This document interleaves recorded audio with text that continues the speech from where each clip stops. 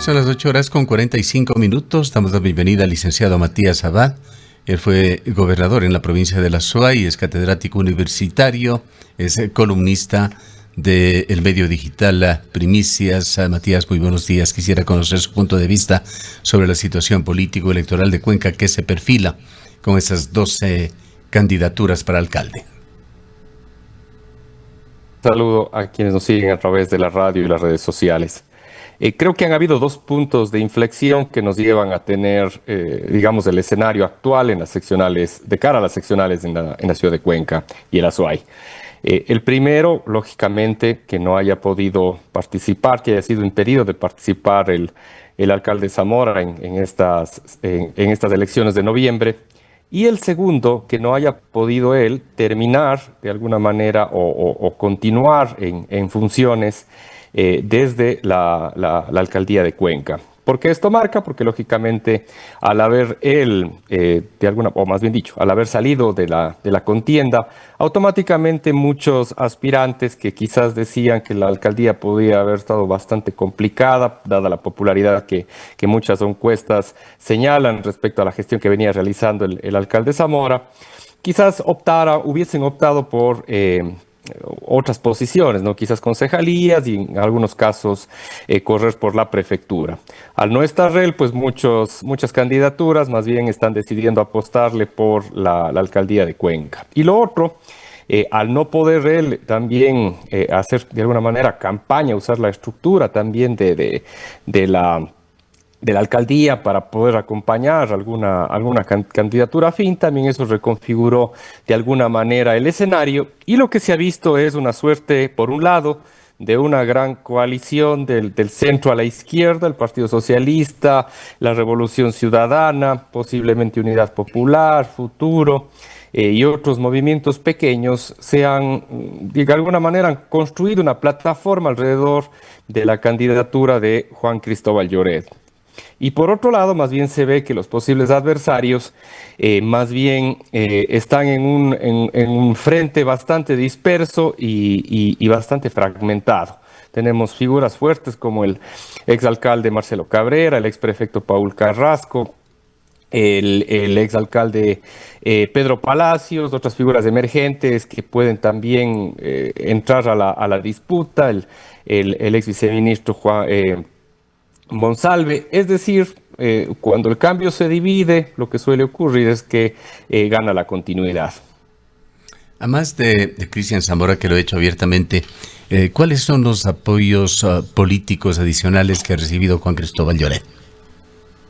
Bueno, yo creo, teniendo como precedente que la elección anterior, Cristian Zamora ganó con un 18 punto algo por ciento la elección, si entramos en ese análisis, Juan Cristóbal Lloret viene con el apoyo de la Revolución Ciudadana. ¿Cuánto le da de base eso? No lo sé, pero siendo muy, muy austeros, digamos que le da un 5%. Se entendería que, dada la alianza que existe con el partido de Cristian Zamora, con el movimiento de Cristian Zamora, al momento de que frontalmente, condición de la cual no está impedido, Cristian Zamora le dé el apoyo a Juan Cristóbal Lloret, no sabemos cuánto puede hacer, pero digamos que puede hacer otro 5%, siendo muy, muy, muy conservadores en el análisis. Digamos que también el candidato Juan Cristóbal Lloret ha venido acumulando algún capital político propio por haber estado al frente de la prefectura de la Azuay, y que de alguna manera eso le puede dar otro 5%. Es decir, siendo muy conservador en unos escenarios mínimos, él estaría entrando con un 15% de apoyo. Y tengamos el precedente de la elección previa, que se ganó con 18, es decir, entra bastante sólido y de alguna manera entra como el favorito frente a la dispersión que existe del otro lado. En cuanto a los otros candidatos, alguno de ellos se perfila con fortaleza. Entre ellos tenemos algunas exautoridades de la propia ciudad. Sin duda, hay autoridades, en el caso del ex prefecto Paul Carrasco, el ex alcalde Marcelo Cabrera, que si bien también deben tener o partir con un capital político propio, de alguna manera tienen cierta desventaja en el sentido de que fueron candidatos o fueron autoridades, más bien dicho, hace algunos años, y quizás las nuevas generaciones, los nuevos votantes, el grueso del electorado que ahora está en un rango de población joven, quizás no tiene el recuerdo de ellos como figuras y quizás entran con ese desafío, ¿no? El exalcalde Palacios de alguna manera estuvo más cerca en el escenario político, podría también tener una base todavía de simpatizantes interesantes, pero entran dos actores también o otros actores también a competir por ese mismo voto, ¿no? Seguramente el gobierno, a través del todavía ministro Vega, entrará con agresividad porque la consigna del gobierno, lógicamente, es lograr cooptar la mayor cantidad de espacios en los gobiernos autónomos descentralizados parroquiales, cantonales y provinciales, y también otros actores también que se ven que pueden tener un respaldo interesante dentro de ese mismo segmento que compite por esa misma votación, como incluso el propio candidato Diego Monsalve. Hay algunos analistas que han descrito la situación como un escenario fragmentado, competitivo tras las primarias. ¿Coincide usted con eso? ¿O hay ciertas hegemonías como aquella que entendemos sugiere en cuanto a lo que podría suceder con la candidatura de Lloret? Bueno, yo creo que hay varios factores, ¿no? Yo creo que el sistema también no está premiando las alianzas, como usted conoce, gracias a un voto conjunto entre la Revolución Ciudadana y ADN en la Asamblea Nacional. Se aprobó una reforma al Código de la Democracia que tiene dos cosas puntuales sumamente importantes, ¿no? La primera, bueno, el método de Hunt, que premia las mayorías, en este caso para los órganos legislativos cantonales y parroquiales.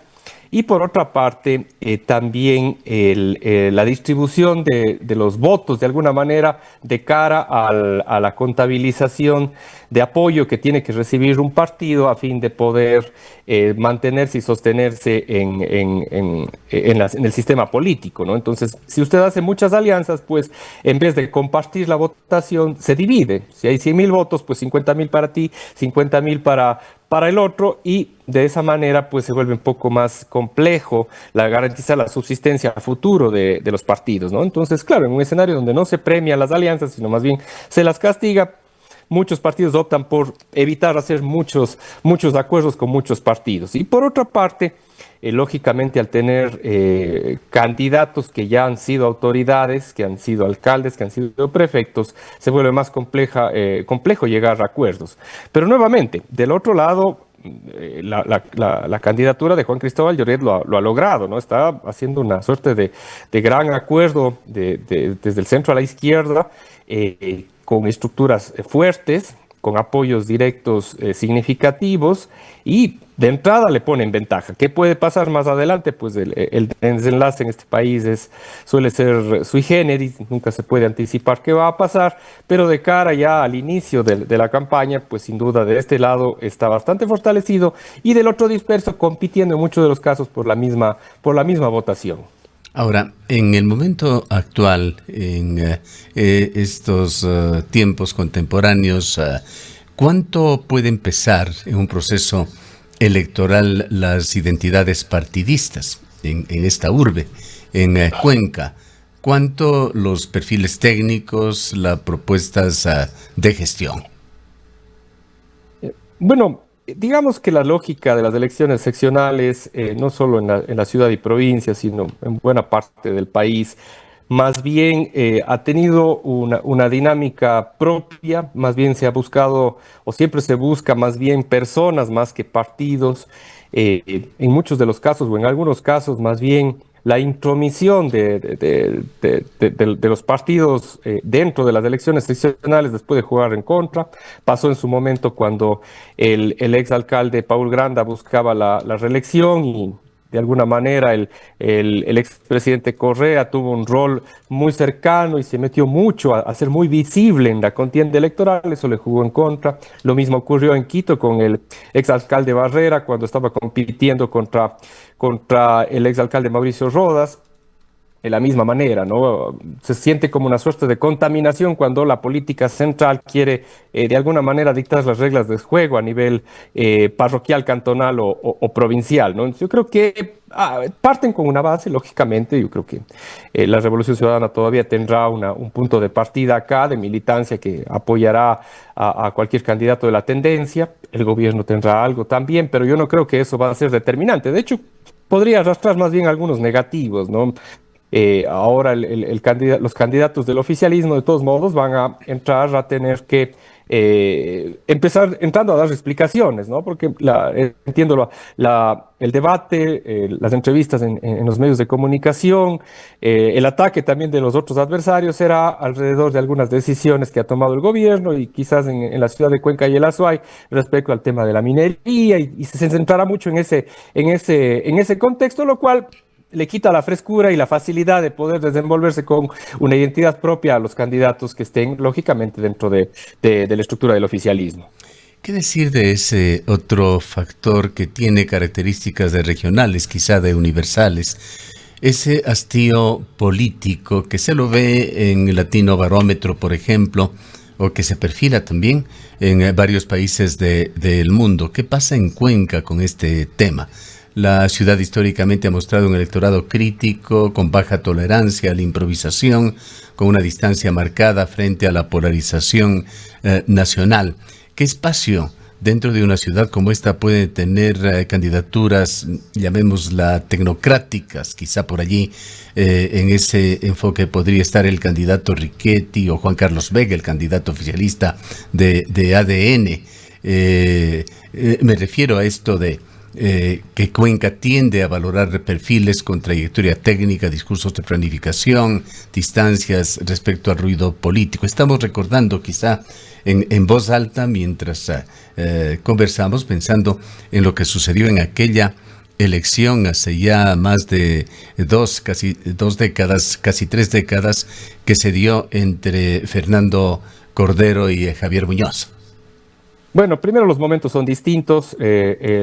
El nivel de penetración y convivencia con la tecnología o dependencia con la tecnología, sin duda es completamente disímil a lo que era en otras décadas, en otras épocas. Pero también hay una particularidad. Los tiempos que se tienen para todos los procesos electorales, de cumplimiento electoral por parte de las organizaciones políticas, son muy distintas a lo que debería ser por lo que se adelantó las elecciones de febrero a noviembre. Es decir, este momento, hasta finales de mes, se tienen que definir todas las alianzas. Hay muchos candidatos, pero lógicamente no van a ser los mismos que estén en la papeleta. Todavía hay opción a que ciertos candidatos puedan renunciar y ser reemplazados. Todavía hay espacios para alianzas. Así es que va a cambiar bastante lo que se tiene ahora de lo que finalmente esté en la papeleta electoral. Y dentro de eso tenemos agosto, que es mes de vacaciones, y septiembre y octubre construcción ya de todos los proyectos, las campañas y finalmente en noviembre las elecciones. Entonces, no entra, de alguna manera entran con cierta ventaja aquellas figuras que ya tienen un nivel de conocimiento y un capital político propio, ¿no? Hay menos espacio, creo yo, para figuras que no hayan estado posicionadas. Pero, lógicamente, con la versatilidad, la facilidad de los medios de las redes sociales, medios de comunicación y demás que están ahora en Internet, cualquier cosa podría pasar. De hecho, ocurrió ya, sin ser un perfil como el que usted señala, técnico urbanista, el exalcalde Pedro Palacios emergió como un outsider, ¿no? Como una respuesta a los políticos, como una lectura distinta del electorado respecto a lo que necesitaba la ciudad en ese momento, y se buscó una figura que entraba con un proyecto y un discurso por fuera de la política tradicional antigua, ¿no? Sin embargo, a acto seguido, en la elección siguiente, el electorado finalmente condujo a que Cristian Zamora gane la elección, que ha sido más bien una figura, de alguna manera, de la política tradicional, que ha hecho carrera de largo plazo, empezando en espacios pequeños, siendo concejal y finalmente alcalde. Entonces, ¿qué puede pasar ahora? De entrada, yo diría que tienen cierta ventaja, lógicamente, por la forma que forma y el tiempo que va a haber para la campaña, tienen ventaja aquellas figuras que ya tienen un capital político propio, pero no deja de estar siempre latente que una figura, un tercero, quizás como usted señala, quizás un perfil tecnocrático puede ser interesante ahora, no lo sé. Ese espacio siempre también está libre y latente para quien puede entrar con un discurso antisistema o quizás recuperando ciertos otros valores, la cuencanidad o cosas que quizás no han estado ancladas a las candidaturas, en los discursos de las candidaturas que vemos este momento vigentes. Hay criterios de analistas y para no quedarnos en un lugar común, lo mencionaré, Marcos Alameda, quien señala que si es que hay algo claro, muy claro en esta próxima elección, es que ADN no tendrá un apoyo político electoral en la ciudad de Cuenca y en la provincia de la Suay. ¿En qué medida coincide usted con esto?